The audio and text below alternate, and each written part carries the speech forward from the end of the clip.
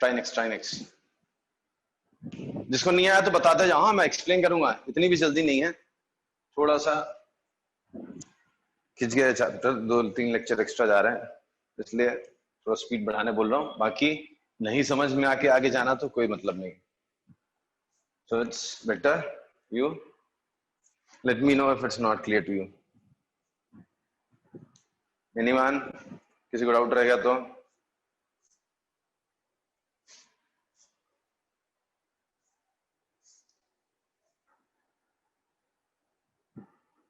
तो ये रब किया मैंने क्वेश्चन, ये रब किया मैंने answer. Next, calculate mass of phosphoric acid. Phosphoric acid is H3PO4. H3PO4. So, calculate mass of phosphoric acid which will contain 1.204 into 10 raised to 25 atoms of oxygen.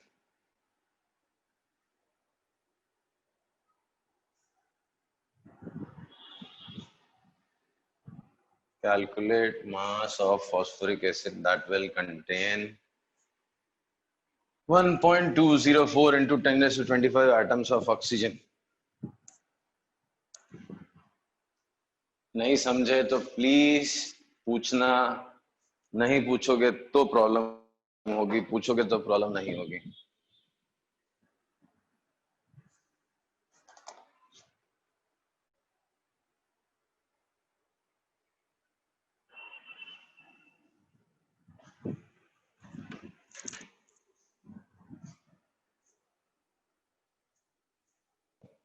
Calculate mass of phosphoric acid. Let us assume x grams of phosphoric acid. हाँ, उत्कर्ष, x gram of phosphoric acid मैंने consider किया, right? तो phosphoric acid का molecular mass कितना है H3PO4 का? 97.9। 97 कैसे? Even number आना चाहिए था। फॉस्फोरस 31 प्लस 3 98 आएगा sir.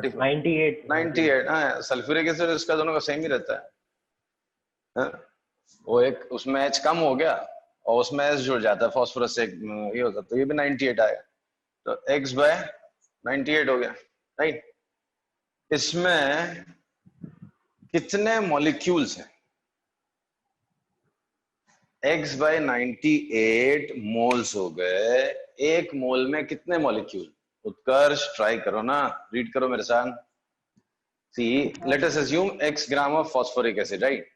So X gram of phosphoric acid is how many moles of phosphoric acid? X by 98. अब मैं पूछ रहा हूँ इसमें मॉलिक्यूल्स कितने आएंगे? Into Na। इतने मॉलिक्यूल्स आएंगे क्या? X by 98 into Na, इतने मॉलिक्यूल्स हो गए, राइट? ओके, एक मॉलिक्यूल में कितने ऑक्सीजन एटम्स हैं? 4, तो इतने ऑक्सीजन एटम्स हो गए। So X grams of phosphoric acid contains X by 98 into Na into 4. This many atoms of oxygen, but they claim it should be equal to 4.9 into 10 raised to 2. 4. हाँ सही लग रहा है। 9 हाँ correct into 10 raised to 2. Correct 25, right? तो ये 6.02 था, उसका ये डबल दिख रहा है, बट पॉइंट है तो 0.2 हो गया, ये 10 raised to 2 हो गया, ये आपका x का वैल्यू हो गया 98 into 20/4, so this is 490 ग्राम। यही बोला था ना, 4.9 into 10 raised to 2। Yes sir। So 490 gram is answer. ये इजी क्वेश्चन है, ये आपसे आने चाहिए, नहीं आ रहा है तो आप लोग गड़बड़ कर रहे हो, ना पूछ रहे हो ना बता पा रहे हो। किसी को डाउट है? Muskan, Ashu, Abhijit, Kavya, anyone has doubt? Sarvesh, Aditya? Sir कोई डाउट नहीं है। ओके, शुभम आ रहे क्वेश्चंस? हाँ सर। ओके ठीक है, ये हो गया। Try next.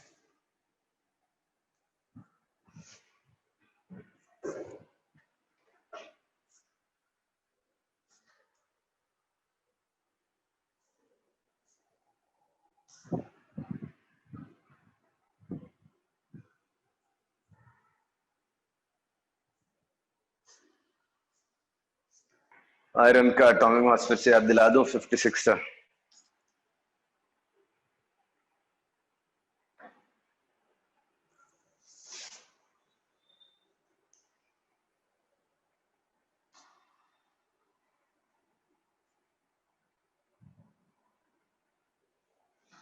चलो हिंट देता हूं, try to calculate mass of 3 into 10⁻19 molecules of FeSO4।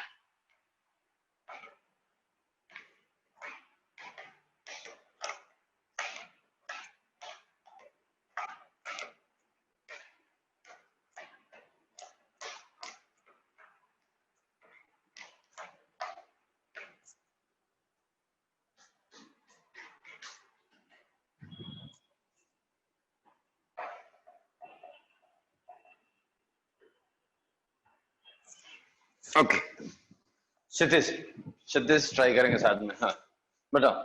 सी आपने पूछा कैलकुलेट मास लेफ्ट, राइट? तो ये तो ऑलरेडी मास दिया ही हुआ, इसका मास और निकाल लो तो मुझे पता चल रहा है कि इतने में से आपने कितना बाहर किया।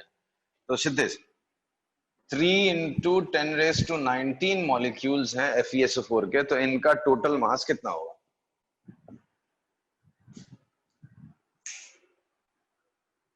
अच्छा इसमें मोल्स कितना ही है बताओ।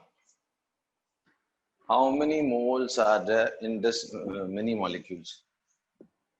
How many moles of FeSO4 will make this many molecules of FeSO4? Sir x by 152। X by 150 नहीं, मैं पूछ रहा इसमें कितने मास, मोल्स कितने हैं? तो डिवाइड बाय 6 into 10⁻23, 6.022 नंबर देख के मैंने इजी कर लिया। इतने मोल्स हैं और एक मोल का मास है 136 ग्राम या 10⁻3 मिलीग्राम, इतने, राइट? ये हो गया 22 और इसको कर दो डेसिमल, ये हो गया 2, तो 6.8 मिलीग्राम। आपने इतने मॉलिक्यूल्स निकाले हैं तो बेसिकली आपने 6.8 मिलीग्राम निकाला है। पहले से कितना था? 13.6 mg था, उसमें से 6.8 mg आपने निकाले तो बचा 6.8 mg। ये आंसर। बिल्कुल ऐसा मत सोचना कि मुझे बहुत जल्दी है, थोड़ा सा अडॉप्ट करने को इस टॉपिक पर टाइम लगता है, बट अदरवाइज आप मैथ्स में अच्छे हो तो ये टॉपिक आपके लिए बहुत इजी है। It's just unitary methods. If you good in maths इन 8, 9, 10 तो this should be easy for you. बस कन्वर्जन है बस। भाई मुझसे बोला था सर एक बार और समझ। कोई टेंशन नहीं। सी मुझे क्या बोला था? 13.6 मिलीग्राम मेरे पास सैंपल है। क्या है मेरे पास? 13.6 मिलीग्राम FeSO4 मेरे पास पड़ा था। मैंने इसमें से कुछ निकाल दिया। कितना निकाल दिया? 3 into 10⁻19 मॉलिक्यूल्स निकाले हैं मैंने, राइट? तो इतने मॉलिक्यूल्स निकाले हैं मतलब कितना मास निकाला है? तो पूछा क्या उन्होंने? मास लेफ्ट। तो ये मास में दिया, इसको भी मास में कन्वर्ट करते हैं। ये मास कॉन्सेप्ट था, ये नंबर कॉन्सेप्ट था। तो भाई मास और नंबर कॉन्सेप्ट दोनों में सिखा चुका हूं, तो नंबर से आप मास में चले जाओ, ठीक? तो नंबर से मास में कैसे जाएंगे? नंबर ऑफ मोल्स निकालने का तरीका है number of molecules upon Avogadro number. इतने का एक मोल होता है तो इतने नंबर में कितने मोल होंगे? n/Na। तो मेरे पास कितने मोल्स निकालने के लिए हो गए? 3 into 10⁻19 अपॉन 6 into 10⁻23। इतने मोल्स मुझे वहां से रिमूव करने हैं। So how many moles do I have to remove from the sample? I have to remove 3 into 10⁻19 divided by 6 into 10⁻23 molecules, moles of FeSO4. This is what I have to remove, right? समझा? Yes sir. आप देखो, हाँ आप देखो इसमें कितना मास है, इतने मोल्स का मास कितना होगा? What is mass of this many moles? तो मास कैसे निकालूं मैं? भाई मोल्स आ गए, एक मोल का मास मुझे पता है। FeSO4 आयरन हो गया 56, सल्फर हो गया 32, ये हो गया 64। गलत जोड़ दिया क्या मैंने? कितना होगा? 90 एंड 50 कितना हुआ? 140 150 152 माय मिस्टेक, सॉरी 152, सॉरी। तो 152 हो गया, ये ग्राम में है, इंटू 10⁻³ कर दिया तो वो क्या हो गया? मिलीग्राम में हो गया, राइट? Yes, sir. ओके, तो ये हो गया आपका कितना? 22, एक डेसिमल मार दो, ये कर गया, ये हो गया हाफ। हाँ, तो इसका हाफ कर दिया 7.6 मिलीग्राम। तो ये इतना नंबर मतलब 7.6 मिलीग्राम है। अब दोनों को माइनस कर दो तो 13.6, ये गलत था सर, यहाँ 136 नहीं 152 तो 7.6 है। तो 7.6 mg से माइनस कर दिया तो कितना बचेगा? 6 मिलीग्राम। तो 13.6 मिलीग्राम में से आपने 7.6 मिलीग्राम निकाल दिया, तो दैट मेक्स 6 मिलीग्राम। ओके, समझा? Yes sir. ठीक, ट्राई नेक्स्ट। नहीं समझा तो मैं वापस बता दूंगा।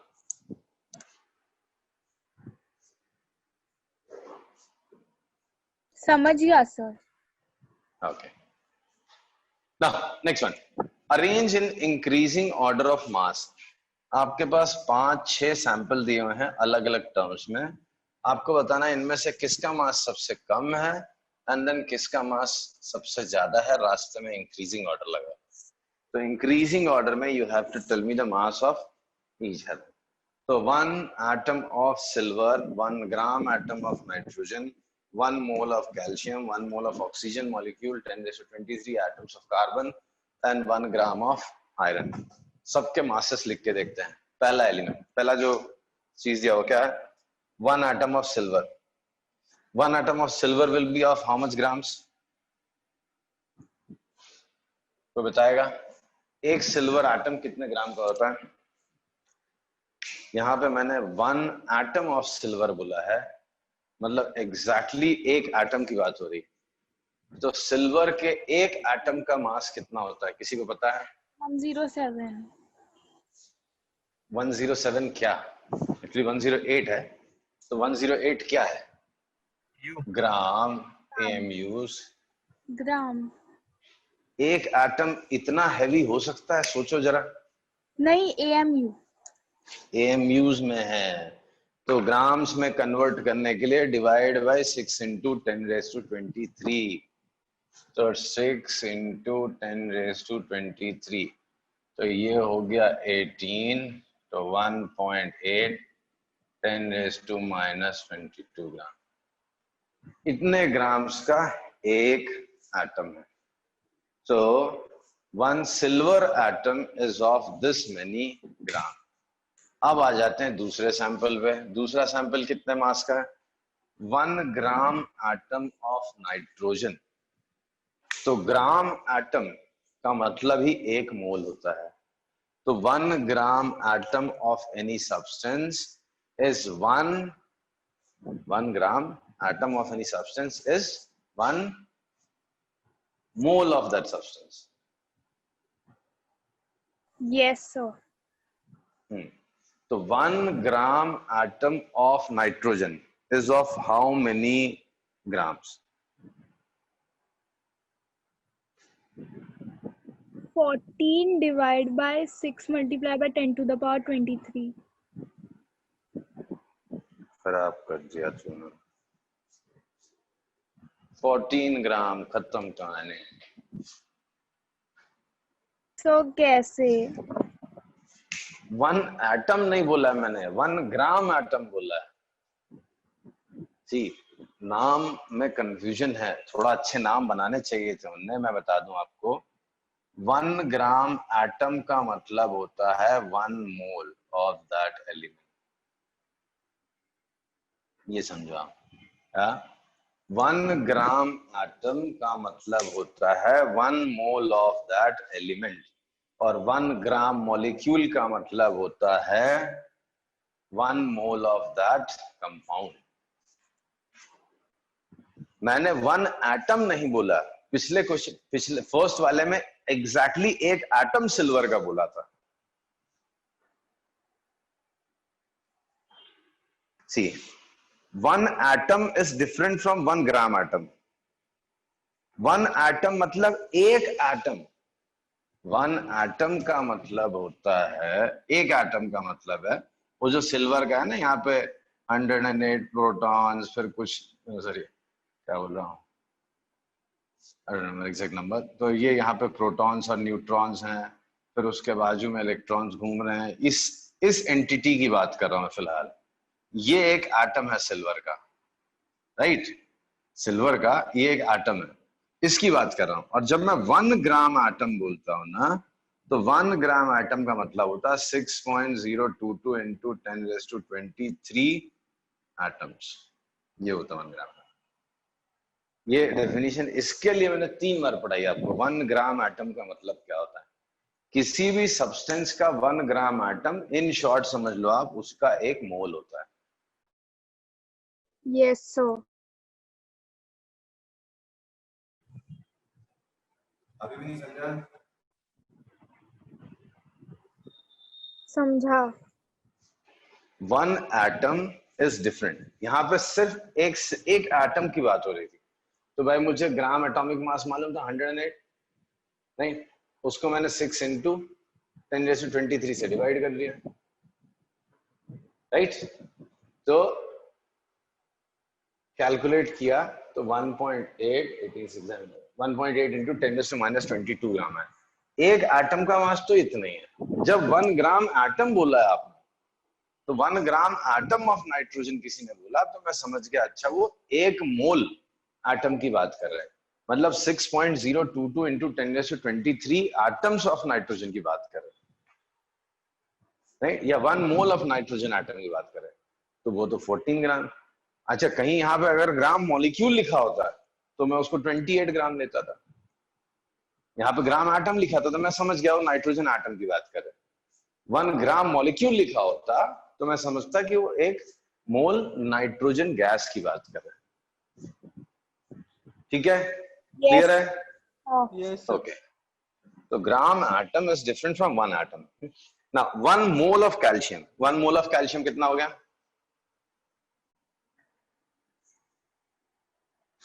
ये तो सबको मालूम है। 1 मोल ऑफ कैल्शियम 40 ग्राम। 40 ग्राम। तो तीसरा हो गया 40 ग्राम। चौथा क्या होगा? 1 32 मोल ग्राम। Of oxygen 32. 32 ग्राम। ये 32 ग्राम हो गया। फिफ्थ वाला कैलकुलेट करो।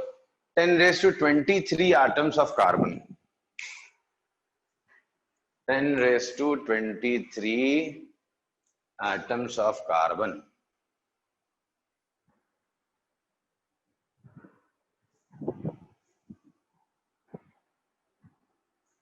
To gram. सर 2 ग्राम कैसे आया सर? 6 इंटू 10⁻23 इतने एटम्स का मास होता है 12 ग्राम। हाँ. तो अपॉन 6 कर दिया तो 2 ग्राम। 10⁻23 का 2।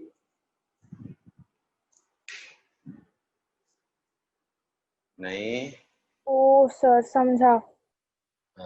Yes sir. तो 1 मोल कार्बन 12 ग्राम का होता है। 1 मोल में 6 इंटू 10⁻23 एटम्स होते हैं। तो 6 इंटू 10⁻23 एटम्स का 12 ग्राम, तो 10⁻23 का 2 ग्राम हो गया। Finally 1 gram of iron. 1 gram of iron का मास कितना होगा?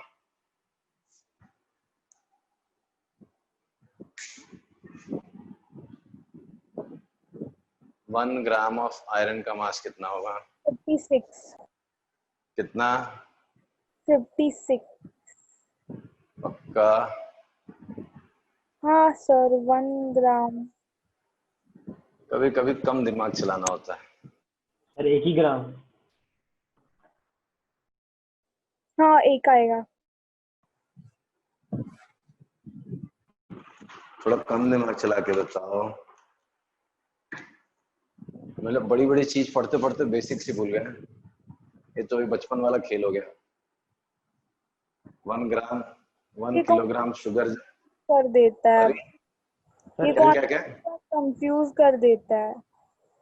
अरे यहाँ लिखा हुआ 1 ग्राम ऑफ आयरन, तो 1 एक ही ग्राम ऑफ ग्राम। आयरन तो 1 ग्राम में होगा ना। हाँ 1 ग्राम एटम थोड़ी ना लिखा हुआ। ये तो बचपन वाली कहानी हो गई। 1 ग्राम सॉरी 1 केजी आयरन हैवी होगा या 1 केजी शुगर। सबने बोला आयरन, तो वो 1 केजी 1 ग्राम आयरन तो 1 ग्राम ही आयरन रहेगा ना। हाँ समझा? सर। हाँ। तो अभी सबसे हल्का कौन है? सबसे कम मास किसका है? 1। This is less than. फिर उसके बाद इसके बाद ये है 6, फिर उसके बाद 5, फिर उसके बाद 2, फिर उसके बाद 4, फिर उसके बाद 3।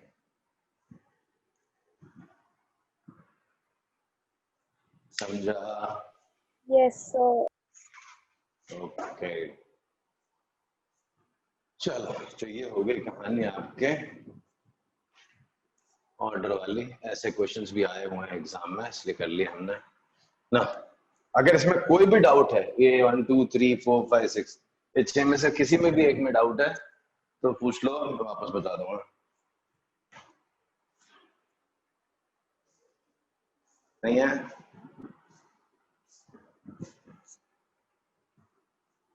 ओके चलो ये बताओ।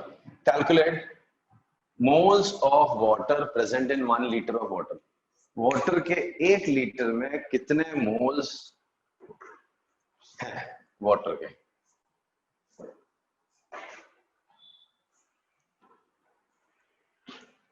Calculate number of moles of water in 1 liter of water. Question क्या लिखा? Calculate moles of water present in 1 liter of water, right? So 1 liter of water is how many grams?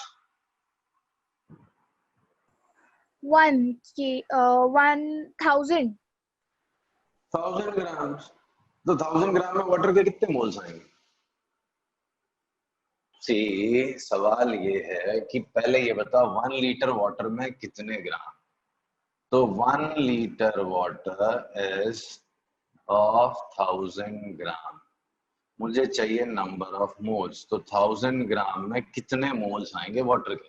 तो वाटर का molecular mass क्या है? 18 ग्राम। 18। बस यही answer हो गया। 5 5.5 55 55.5 5 है तो 5 6 कर लो।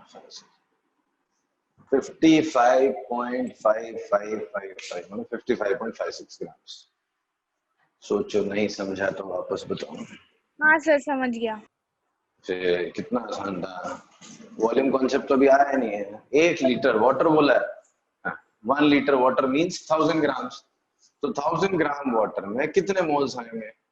तो भाई 1 मोल कितने का होता है? 18 ग्राम्स का। तो सर 1000 मोल्स में मैंने मॉलिक्यूल्स का आंसर बता दिया। अच्छा अच्छा अच्छा अच्छा अच्छा ओके चलो, तो ये हो गया। नहीं समझा तो मैं वापस एक्सप्लेन कर दूंगा, कोई इशू नहीं है। ये भी एक बार क्वेश्चन एग्जाम में आया था बट दूसरे पैटर्न में आया था, करना यही था। Next next. जितना लिखा था उतना ही हो पाया आज क्लास में। आ गया तो ठीक, आगे वाला सॉल्व करो, नहीं आया तो पूछ लो, मैं वापस से एक्सप्लेन कर दूंगा। Otherwise try this.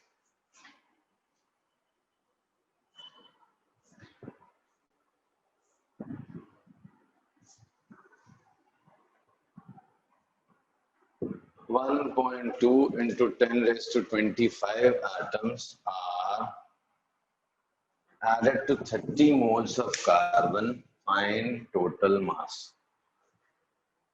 मैंने एटम्स ऐड किया, किसके? कार्बन के। कितने? 1.2 into 10 raised to 25 atoms add किए हैं। कितने में? 30 मोल्स ऑफ कार्बन में। तो दोनों मिला के कितना मास हो जाएगा?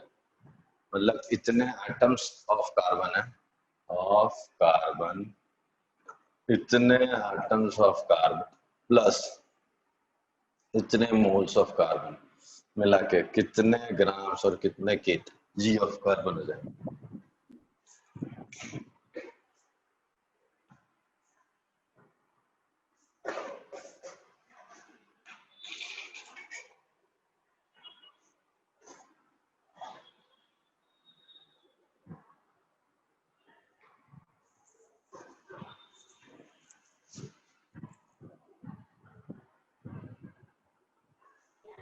सर वो 30 मोल्स है क्या? हाँ, ये सारे क्वेश्चन घर में रिपीट करना, एक बार नहीं लगे तो दो बार करना, बिकॉज एकदम मतलब है ये इजी, बिकॉज बस वो दो कॉन्सेप्ट अभी तक सिखा है मैंने, नंबर कॉन्सेप्ट, मास कॉन्सेप्ट।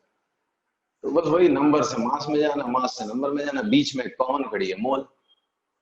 चलो लिखते हैं 30 मोल्स ऑफ कार्बन पहले से, 30 मोल्स ऑफ कार्बन पहले से, राइट। इसमें आपने कितना ऐड किया, कुछ ऐड किया, कितना 1.2 into 10⁻²5। इसमें मोल्स कितने हो गए, 12, कितने में 6 into 10⁻23, तो ये हो गया आपका 100, 120/6, तो 20 मोल्स और ऐड हो गए, तो टोटल कितने मोल्स हो गए, 50 मोल हो गए।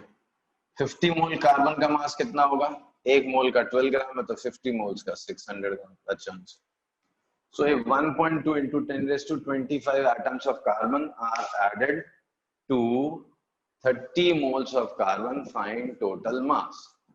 तो पहले 30 मोल थे, फिर मैंने ऊपर से जो एटम्स डाले मैंने चेक किया, that makes how many moles. तो 1.2 into 10⁻25 atoms make 20 moles। तो 30 मोल में 20 मोल और ऐड कर दिया, तो 30 मोल में 20 मोल ऐड कर दिया, तो कितने मोल्स हो गए, ये हो गया आपका 50 मोल। तो 50 मोल का मास कितना हो गया, 50 into 12, दैट इज 600 ग्राम। अच्छा, ओके, चलो आई विल स्टॉप हियर।